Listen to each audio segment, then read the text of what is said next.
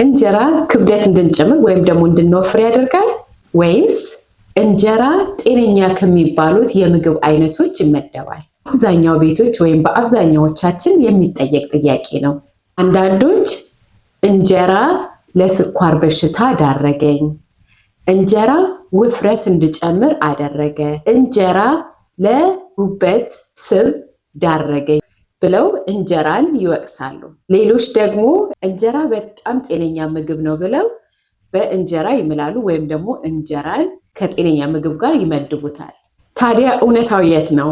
ዛሬ እንጀራ ምን እንደሆነ፣ እንጀራ ለጤናችን ምን ያህል ጥቅም እንደሚሰጥ ወይም እንጀራ ጤናችንን እንደሚጎዳ የእንጀራን ማንነት በትንሹ እንነጋገራለን።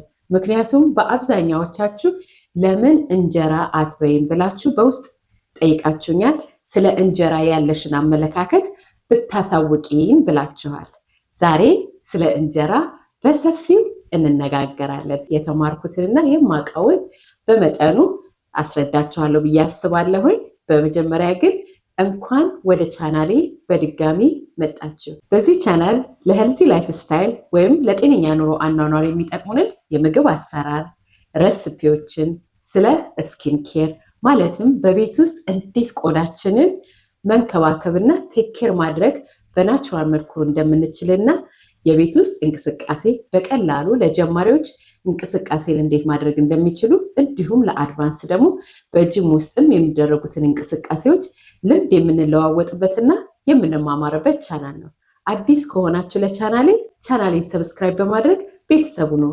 በድጋሚ እንኳን ደህና መጣችሁ። ያው እንደምታውቁት እንጀራ ለስላሳና እንደ ቶርቲያ ግን አይን ያለው በራሱ ፈርመንትድ የሚሆን የዳቦ አይነት ነው ተብሎ ይታወቃል። በአብዛኛዎቻችን እንጀራን እንመገባለን፣ ግን የእንጀራን ጥቅምና አጠቃቀም እንጀራን በእውነቱ እናውቀዋለን? ፈርመንትስ ይሆናል ስንል እውነታችን የሚሰጠውን ጥቅምስ እናውቃለን ወይ? እነዚህ ነገሮች ዛሬ እንማማራለን።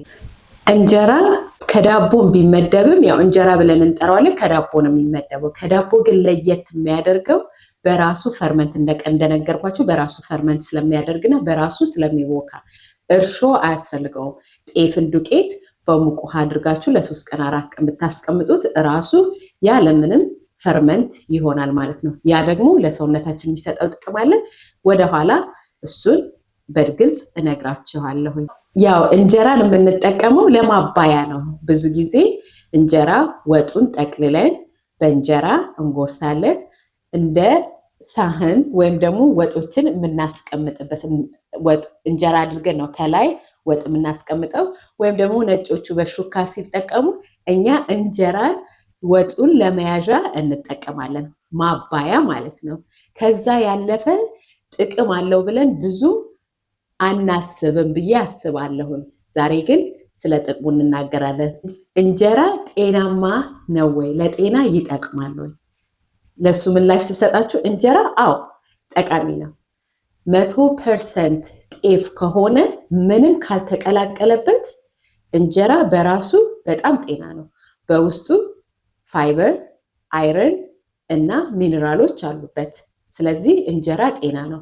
ከሆል ግሬን የምግብ ወይም ደግሞ ካርቦሃይድሬቶች የሚመደብ ነው። እንደዛ ስንል ኮምፕሌክስ ካርቦሃይድሬት ይባላል። 100% ጤፍ ከሆነ ጤና ነው ብያቸዋለሁ አይደል? በውስጡ ምንድነው የያዘው? ፋይበር አለው። በፋይበር ሃይ ነው። ፋይበር ሲኖረው ምንድነው ማለት ነው? የምግብ መፍጨትን ሂደት በጣም ስሙዝ ያደርጋል። ምግብ በቀላሉ እንዲፈጭ ያደርጋል። ሆዳችን ላይ ምግብ ከብዶ እንዳይቀመጥ የሚያደርገውን ፋይበር ስላለው ያን ምግብ የመፍጨት ሂደትን በጣም ስሙዝ ያደርግና ሆዳችን እንዳይነፋ ይረዳል።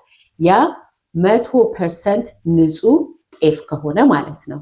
ሌላው ብረት ወይም አይረን የተባለ ሚነራል አለው በውስጡ። ካልሲየም የተባለ ሚነራልም አለው በውስጡ። እነዚህ ሚነራሎች ሰውነታችን በጣም ያስፈልጋቸዋል። በዛ የበለጸገ ነው ጤፍ። ቅድም እንደነገርኳችሁ በራሱ ፈርመንትን ወይም በራሱ የሚቦካ ነው ብያቸዋለሁ። ያ ደግሞ ለሆድ ጤና በጣም ጠቃሚ ነው። ፈርመንትድ የሆኑ ቬጂተብልሶች እኔ ስሰራ አይታችኋል። ያ ባክቴሪያ ጥሩ ባክቴሪያ ውስጣችን እንዲኖር ጥሩ ባክቴሪያ ሰውነታችን ያስፈልገዋል። በራሱ ፈርመንትድ ስለሚሆን ጤፍ ስንመገበው ለሆዳችን ጤና በጣም አስፈላጊ ነው። ስለዚህ እነዚህን ጥቅሞች አሉት። ምን እስከሆነ 100% ጤፍ ብቻ ከሆነ ራሳችን የምናዘጋጀው ቤት ውስጥ አይተን ምንም ሳይቀላቀልበት ከውጭ የምንገዛው አናቅም፣ ምን እንደሚቀላቀልበት አናቅም። በተጨማሪ ከምን ጋር ቀላቅለን በደንብ ጤናማ እንደምናደርገው ወደኋላ መጥቼ እነግራችኋለሁ። እንጀራ ካርቦሃይድሬት ነው ወይ ብላችሁ በአብዛኛዎቻችሁ ጠይቃችሁኛል። አዎ እንጀራ ካርቦሃይድሬት ነው። ካርቦሃይድሬትነቱ ኮምፕሌክስ ካርቦሃይድሬት ነው፣ ማለትም ጥሩ ካርቦሃይድሬት ነው። ካርቦሃይድሬት በሁለት ይከፈላል፣ መጥፎና ጥሩ ካርቦሃይድሬት፣ ፕሮሰስድ የሆነና ፕሮሰስድ ያልሆነ ካርቦሃይድሬት። ፕሮሰስድ ያልሆነ ነው እራሱ ጤፉ ተፈጭቶ እንጀራ ነው የሚጋገረው። ተደባልቆ ሽታ እንዲኖረው ወይም ጥሩ ጣዕም እንዲኖረው አይደረግም።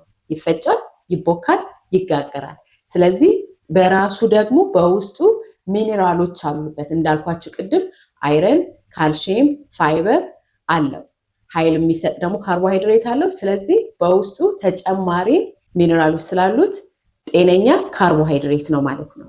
ኮምፕሌክስ ካርቦሃይድሬት ነው ይባላል። ስለዚህ እንጀራ ካርቦሃይድሬት ነው። 100% ጤፍ ከሆነ ጤነኛ ነው ብለናል። ከውጭ የምንገዛው ግን ለምን አትበይም ብላችሁ ባለፈው ለጠየቃችሁኝ እኔ ራሴ አላዘጋጅም ጤፍና ገዝቼ መጠቀሙን አልፈለኩትም። አንዳንድ ጊዜ ግሉተን ፍሪ ብለው ማለት ትክክለኛ ጤፍ ምንም ያልተደባለቀበት ብሎ የሚሸጥበት ቦታ ካገኘሁኝ እጠቀማለሁ። ግን እንዲቦካ እንዲበዛ ላስቲክነቱ በጣም ቆንጆ ሶፍት እንዲሆን ብለው ስንዴ፣ ሩዝ፣ የተለያዩ ነገሮች የሚቀላቅሉበት ከሆነ እሱን አልጠቀምም። ነገር ግን ጤፍን ከተለያዩ ጤናማ ከሆኑ ግሬንስ መቀላቀል እንችላለን። ማለትም ገብስ፣ ንጹህ ገብስ ምንም ሳይፈተግ ብልቻ ያልተደረገ ገብስ ከሆነ ከዛ ጋር ከተቀላቀለ ገብስ በራሱ በጣም በውስጡ ብዙ ፕሮቲን፣ ፋይበር፣ ሚነራልስ፣ ቫይታሚን ቢ፣ ቫይታሚን ቢ1፣ ቫይታሚን ቢ2 ስላለው ይጠቅማል። የጤፍ ዱቄትን ንጹህ ገብስ ጋር ቀላቅለን መጠቀም እንችላለን። እንደዛ ከሆነ ሞር ጤነኛ ካርቦሃይድሬት ይሆናል ማለት ነው። ሌላው ደግሞ ጤፍን ከቺያ ሲድ ጋር መቀላቀል እንችላለን። ያም ቺያ ሲድ በውስጡ ኦሜጋ 3 ያለው ፋይበር አለው።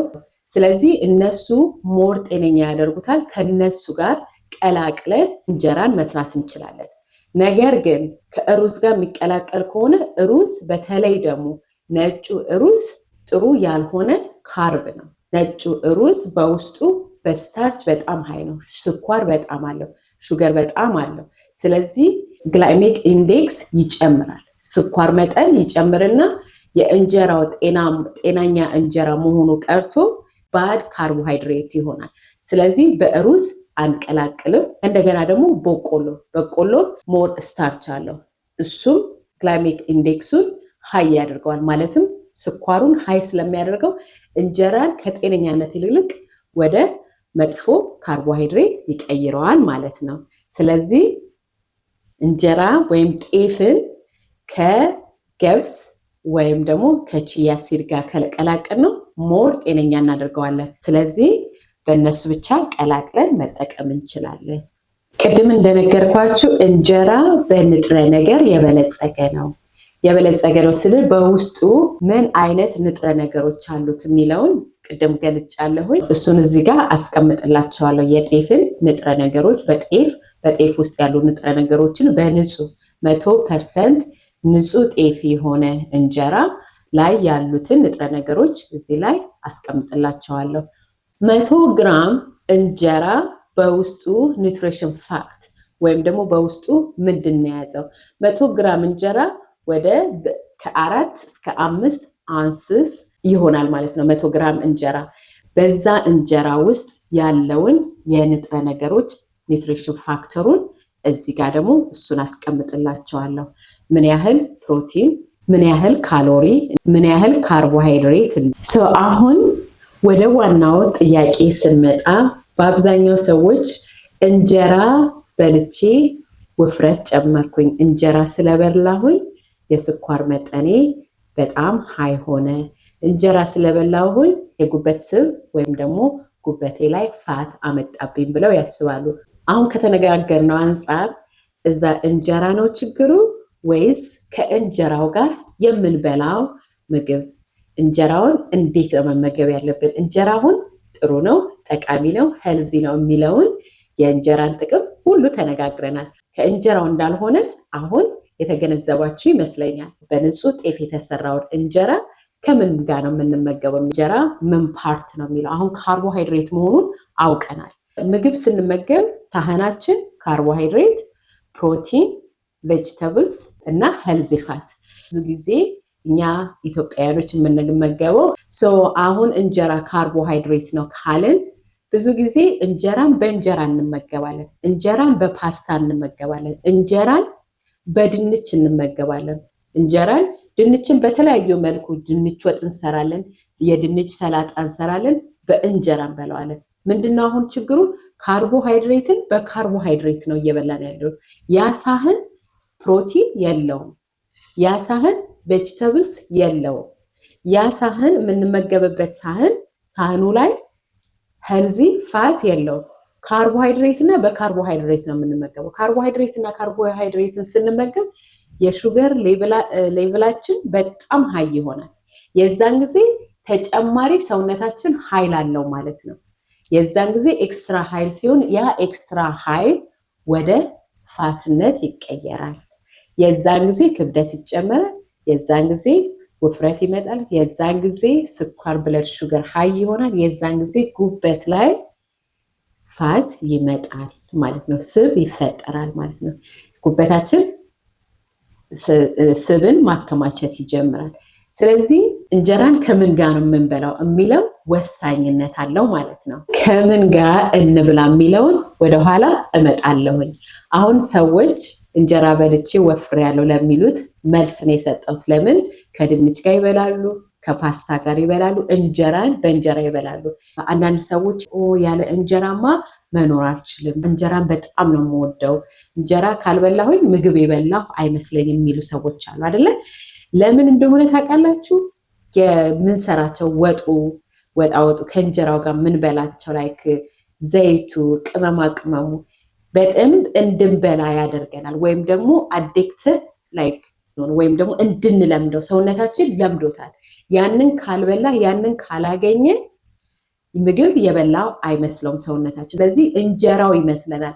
እንጀራው አይደለም እምንበላባቸው። እንጀራው የምንበላበት ወጣወጡ፣ ቅመማ ቅመሙ፣ ጨው፣ የምናጣፍጠው ወጦችን የምናጣፍጠባቸው ዘይቱ፣ ቂቤው እነሱ ነገሮች ናቸው አዲክትድ የሆናቸው እንጂ እንጀራው አይደለም። ያ ደግሞ ጤነኛ ካልሆነ ለኛ ጤና አይሆንም ማለት ነው። ባህላችን መጥነን አይደለም የምንበላው፣ እንጎራረሳለን። ምን ያህል እንደበላን አናቅም።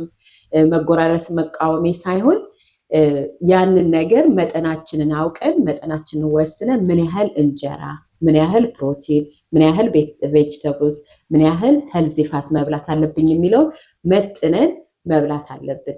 በህብረትም ማለት ቤተሰብ ሆነንም ቀርበን ብንበላ ልካችን ላይ ስንደርስ ማቆም መቻል ብንችል እሱ ጥሩ ነው። ከመጠን በላይ የምንበላበት ምክንያት አብረን ስለምንበላ ወይም ደግሞ በብዛት ሳህናችን ላይ ስለምናስቀምጥ ለዛ ነው። እና ማባያው አሁን ፕሮቲን ከሆነ ፕሮቲን የምንበላበት እንጀራው የምንበላው ፕሮቲን ከሆነ ቶሎ የመጥገብ ባህሪ አለው። ግን እንጀራውን በካርብ የምንበላ ከሆነ ሰውነታችን ዝም ብሎ ነው የሚወስደው። ስለዚህ ሰውነታችን ስለለመደና መጠናችንን ስለማናቅ ነው። አሁን እንጀራን ከምን ጋር እንብላ የሚለውን ጋር ስንመጣ ደግሞ እንጀራን ከፕሮቲን ጋር እንዳልኳችሁ ከቬጅተብልስ ከሄልዚ ፋት ጋር ብያቸዋል አይደል? እንጀራን አሁን ከምን ጋር እንብላ?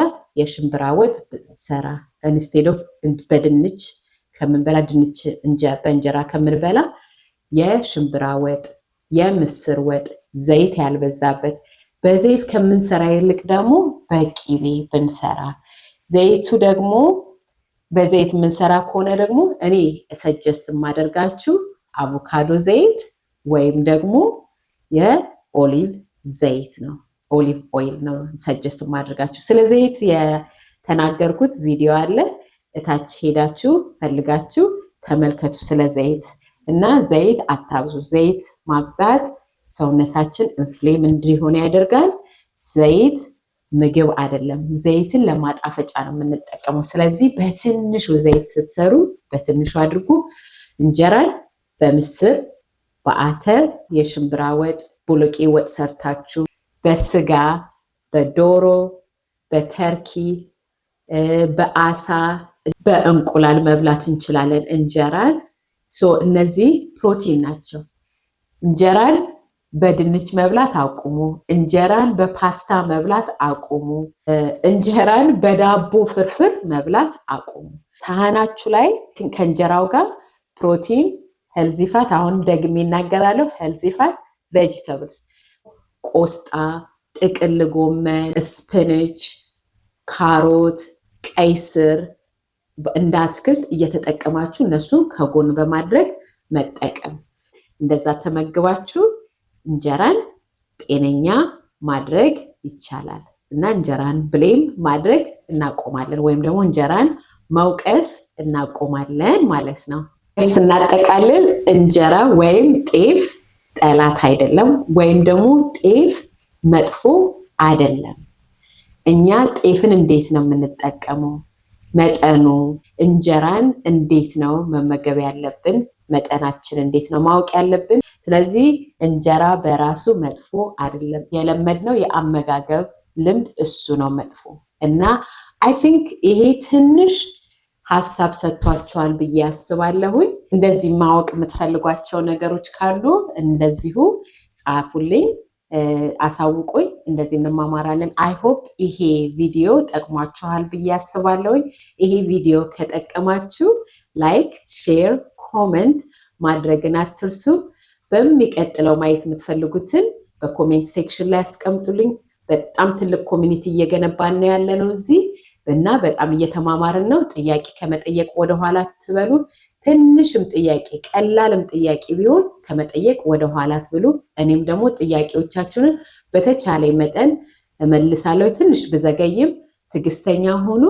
ቪዲዮዎችን ስለምታዩ በጣም አመሰግናለሁኝ።